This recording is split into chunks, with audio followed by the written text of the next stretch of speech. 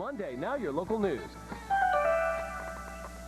Good evening, everybody. I'm Roz Abrams. I'm Ernie Anastos. Trouble tonight at a New Jersey correctional facility. A fight broke out between rival gangs. When all was said and done, several prisoners and corrections officers needed to be treated for injuries. CBS 2's Mary Calvi live in Newark with the very latest. Mary.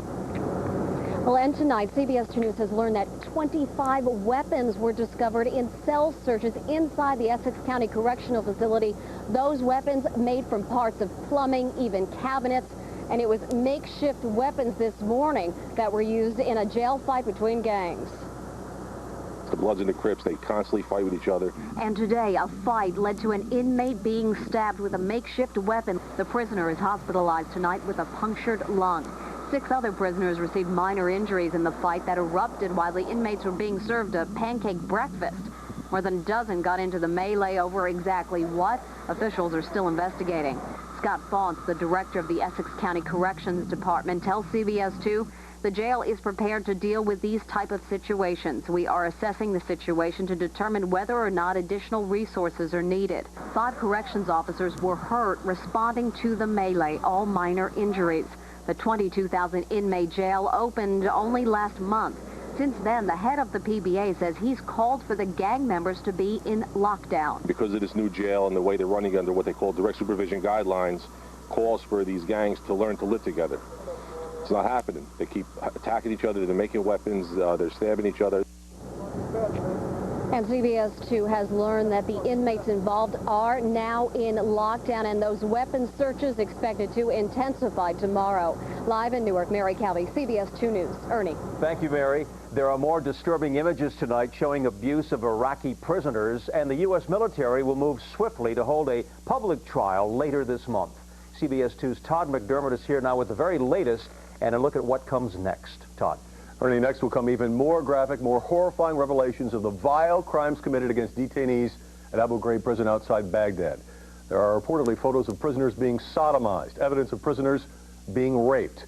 And once all that is made public this week, there will likely be more call for the resignation of Donald Rumsfeld. This photo in the New Yorker magazine shows an Iraqi prisoner threatened by a snarling dog.